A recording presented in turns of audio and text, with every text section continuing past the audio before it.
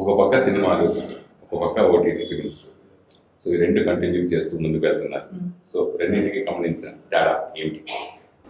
Making లో తేడా ఏం లేదు. మేకింగ్ అందరూ ఇప్పుడు ఒకేలా చేస్తారు. ఎవరు కూడా క్వాలిటీ తగ్గట్లేదు, లేదా చేసే విధానం, షార్ట్స్ ఏది కూడా తగ్గించట్లేదు. I think in terms of script, OTT scripts ఇంకా వైల్డ్ ఉంటాయి.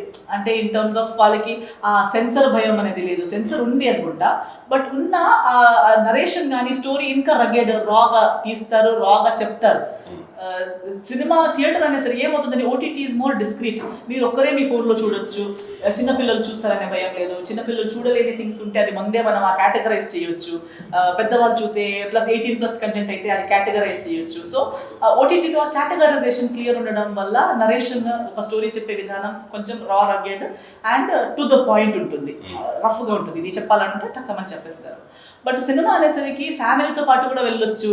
జనాలు ఆల్ ఏజ్ గ్రూప్స్ వెళ్తారు. ఒక పబ్లిక్ ప్లాట్ఫామ్లో అలా ఓపెన్గా పెడతాం కాబట్టి సినిమాలో ప్రతిదీ కొంచెం ఏమంటారు, కొంచెం సాఫ్ట్గా చెప్పాల్సి వస్తుంది. కొంచెం షుగర్ వేసి, సాల్ట్ వేసి మంచిగా అలా చేసి ఇవ్వాల్సి వస్తుంది. సినిమా కొంచెం ఆ డిఫరెన్స్. బట్ రెండు కూడా ఈ రోజు చూడాలంటే పోస్ట్ కోవిడ్ అని చెప్పొచ్చు. ఇప్పుడు చాలా చేంజెస్ వచ్చాయి.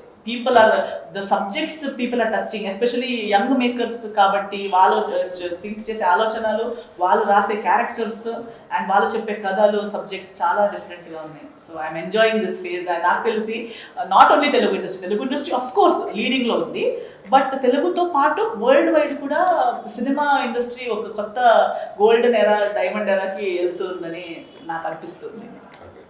ఈ మధ్యకాలంలో కాస్త బోల్డ్ క్యారెక్టర్ ఉంది అంటే వెంటనే ఎస్తార్ని దర్శకుడు, నిర్మాత సంపాదిస్తున్నారు. సో ఎందుకు అది నాకు తెలిసి ఇండస్ట్రీ కొంచెం అంతే కదా, మన క్యాలిబర్ని మనం చూపించేంత వరకే చూస్తారు. కొందరికి ఆ విజన్ ఉంది ఏంటంటే, ఇలా జస్ట్ నా ప్లేన్ ఫోటో చూశాక కూడా లేదు ఈ అమ్మాయికి ఈ వేషంలో చేయొచ్చు, ఆ వేషంలో చేయించవచ్చు అనే ఒక విజన్ వాళ్ళకే ఉంటుంది. కొందరికి లుక్ టెస్ట్ కావాల్సి వస్తుంది. బట్ కొందరికి ఎలా అంటే, ఒక సినిమా చూసారా, అలాంటి ఇంకో సినిమా చేసేటప్పుడు నేనే గుర్తుకొస్తాను. మళ్ళీ వాళ్ళకి ఇంకో అవుట్ ఆఫ్ ద బాక్స్ ఈమెని ఇంకో రకంగా చూపించవచ్చు అనే విజన్ కొందరికి ఉండదు. Same goes to audience also, ఈ అమ్మాయి నెక్స్ట్ ఏం చేయొచ్చు, ఏం చేస్తుంది అని క్వశ్చన్ మార్క్లో ఉంటారు. అంతేగాని వాళ్ళకి నేనే నిరూపించి చూపించాలి నేనేం చేయగలుగుతాను అనేది. అప్పుడు దాకా వాళ్ళు నన్ను, నేను చేసిన దాన్ని బట్టే నన్ను ఇంత అమ్మాయి ఇంత, నెక్స్ట్ చేస్తే ఇది కూడా అదంతే చూస్తారు. కానీ నేను చేయలేని థింగ్స్ని ఊహించుకొని నా గురించి వాళ్ళు ఆలోచించరు. So I have to do that bit. నేను అడుగు ముందు పెట్టి నన్ను నేను రీఇన్వెంట్ చేసి మళ్ళీ నా క్యాలిబర్ని చూసి చూపిస్తే మాత్రమే మేకర్స్కి ఇంకా బెటర్ ఐడియాస్ వస్తాయి అనుకుంటున్నాను. శారీలో ఇప్పుడు ఈ డ్రెస్ గా చాలా డిఫరెన్స్ కనిపించింది. అవునా? సో ఆ క్యారెక్టర్ మనకు అలా వస్తుంటాయి కదా. అసలు హీరోయిన్ కి మీకు ఎందుకు అవకాశం రావట్లేదు? వస్తున్నాయండి. ఇప్పుడు ఇది మాయాలో ఇప్పుడు హీరోయిన్ సెంట్రీ వస్తున్నాయి, హీరోయిన్ ఓరియంటెడ్ వస్తున్నాయి. ఇప్పుడు చేసే సినిమాల్లో కొన్ని, ఇప్పుడు చేసే అన్ని సినిమాల్లో నేను ఒకటే heroine, it's heroine centric cinema. లేకపోతే కీ క్యారెక్టర్, స్పైన్ క్యారెక్టర్. సినిమానే హీరోయిన్ సినిమానే కాదు, అది ఒక క్రైమ్ థ్రిల్లర్ లేదా ఒక అందరి ట్రాక్స్ సెపరేట్గా ఉంటాయి, అలా మెయిన్ ట్రాక్ అయి ఉంటుంది. సో అలాంటివి చేస్తున్నాను. ఎక్కడ కూడా నేను సపోర్టింగ్ ఆర్టిస్ట్ లేదా ఒక పాసింగ్ ఆర్టిస్ట్ లాగా అసలు చేయట్లేదు. Either spine of the character or key character or heroine చేస్తున్నాను.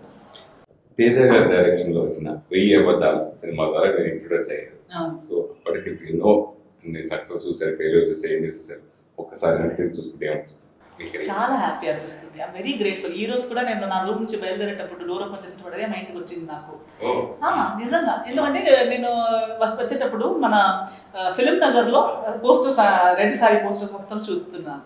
సో అది చూసేటప్పుడు నాకు గుర్తుకొచ్చింది, 10 years ముందు ఒక ఏం తెలియని అమ్మాయి, ఒక ఇన్నోసెంట్ నా మమ్మీతో హైదరాబాద్ అంటే కూడా జస్ట్ మ్యాప్లో చూసింది. ఫస్ట్ టైం అడుగు పెట్టేటప్పుడు బ్లాంక్ అలా ఉందని వచ్చిన. అప్పుడు నేను సురేష్ గెస్ట్ హౌస్లో ఉన్నాను. మన వేపదాల టైంలో కూడా, భీమవరం బుల్లోడు కూడా నాకు జోక్ చేసేవాళ్ళు, ఇంకా ఆధార్ కార్డ్ చేయించుకోండి, మీ ఫోటో యాడ్ అవుతుంది, ఇక్కడ రేషన్ కార్డులో వస్తుంది. సురేష్ గెస్ట్ హౌస్లో 2 years నుంచి ఉన్నాను, మీ పేరు ఇక్కడ యాడ్ అయిపోతుంది చూడండి, అలా జోక్ చేసేవాళ్ళు. సో అలా ఆ గల్లీ నాకు చూసేటప్పుడు అంతా గుర్తుకొస్తుంటుంది. ఇప్పుడు చాలా మారిపోయిందిలే, కానీ అదే గోడల మీద అదే లేన్లో నా పోస్టర్స్ చూడ్డానికి it is growth. I did not know ఏం నాకున్నా ఉంది ఈ తెలుగు దేశంలో, మన తెలుగు జనాలతో, తెలుగు ఇండస్ట్రీలో తేజ గారు నన్ను ఏమనుకుని ఇండస్ట్రీకి తీసుకొచ్చారు. One of the best industries in the world. నాకు వాట్ డిడ్ ఐ హ్యావ్, నాకేముండే దట్ ఇక్కడ వచ్చి నేను ఇంత ప్రేమ సంపాదించి ఇన్ని సంవత్సరాలు అందరితో కలిసి ఇక్కడ దాకా ట్రావెల్ అవుతున్నాను అనేది ఐఎమ్ వెరీ గ్రేట్ఫుల్. నాకు ఎప్పుడూ చూసినా నాకు బాధలు సాడ్నెస్ అనేది గుర్తుకు రాదు. I only feel gratefulness. I'm grateful to God, I'm grateful to all my directors. నన్ను నమ్మి కథలు రాసే ప్రతి రైటర్కి, ప్రతి డైరెక్టర్కి, నన్ను నమ్మి డబ్బులు పెట్టే ప్రతి ప్రొడ్యూసర్కి, నాతో పనిచేసే ప్రతి టెక్నీషియన్కి నేను చాలా చాలా గ్రేట్ఫుల్. అండ్ నా కోసం టికెట్ కొని సబ్స్క్రిప్షన్ చేసి చూసే ప్రతి ఆడియన్స్కి కూడా నేను చాలా చాలా గ్రేట్ఫుల్ అండి. మీరు మంచి నటే కాదు, మంచి సింగర్, మంచి మ్యూజిక్ డైరెక్టర్. కన్నడలో కొన్ని సినిమాలు సంగీత దర్శకత్వం వహించారు. తెలుగులో ఎందుకు చేయలేదు? ఇంకా అవకాశం రాలేదు అంతే. యాక్టర్గానే బిజీగా ఉండడం వల్ల ఏమో, లేదా నన్ను ఆ యాంగిల్లో చూడలేదు కాబట్టి ఏమో ఇంకా అది ఇది రాలేదు ఆపర్చునిటీ. వస్తే చేస్తారా? డెఫినెట్లీ. ఆ ప్రయత్నాలు ఏమైనా ఉన్నాయా? ప్రయత్నాలు ఏం లేవు. వస్తే what ever comes my way. నేను నా ట్రాక్ వదిలేసి వెతుక్కుంటూ దేనికి కూడా వెళ్ళను. అది నా దగ్గరకు అలా అట్రాక్ట్ అవుతే నా దగ్గరకు వస్తే డెఫినెట్లీ చేస్తాను. అలాగే కొంకణి భాషలో కూడా కొన్ని మ్యూజిక్ ఆల్బమ్స్ చేశారు కదా, వాటికి వచ్చిన రెస్పాన్స్? చాలా మంచి రెస్పాన్స్ అండి. అది నా బిగినింగ్ యాక్చువల్లీ.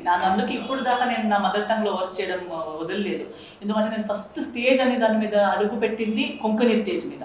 నేను 8 years చిన్న బేబీ ఉన్నప్పుడు బేబీ ఎస్తర్గా ఫస్ట్ టైం స్టార్డమ్ అనేది చూసింది కానీ, చప్పట్లు విన్నది కానీ కొంకణి స్టేజ్ మీద. సో ఆ ప్రేమ ఇప్పుడు దాకా ఉంది. నాకిన పెద్దవాళ్ళు, తాతగారు అలాంటి ఉన్న వాళ్ళు కూడా నన్ను బేబీగా చూశారు.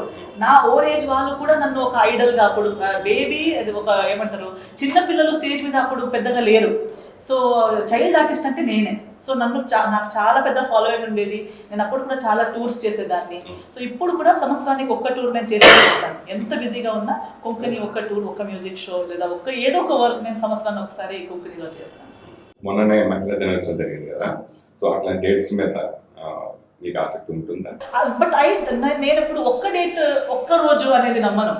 అది డైలీ ఉండాలి. It should be a part of our life.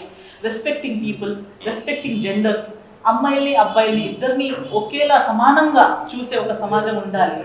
దానికి ఒక్కరోజు విమెన్స్ డే, ఒక్కరోజు మదర్స్ డే, ఒక్కరోజు ఫ్రెండ్షిప్ డే కాదు. ఫ్రెండ్స్ అయితే డైలీ ఫ్రెండ్స్గా ఉండండి. ఒక్క రోజు కోసం మాత్రమే వెయిట్ చేయకండి. లవ్ అయితే డైలీ లవ్ చేయండి. ఒక వ్యాలంటైన్స్ డే కోసం వెయిట్ చేయకండి. ఎందుకంటే ఆ వ్యాలంటైన్స్ డే వరకు ఎవరు ఉంటారో ఎవరు ఉండరు, మనమే ఉంటామా లేదమా, ఎందుకు ఒక డే కోసం, లేదా ఎవరో ఇంకొకరు చెప్పడం కోసం, లేదా ఆ ఒక సిచ్యువేషన్ రావడం కోసం వెయిట్ ఎందుకు చేయాలి? డైలీ చేయండి. మంచితనం డైలీ ఫాలో అవ్వండి. డైలీ మంచిది చేయండి. డైలీ రైట్ థింగ్స్ చేయండి. అందరికీ రెస్పెక్ట్ ఇవ్వండి. సో అప్పుడు ఐ థింక్ మన సొసైటీ, మన లైఫ్, మన ఓన్ లైఫ్ కూడా చాలా బెటర్ అవుతుందని నేను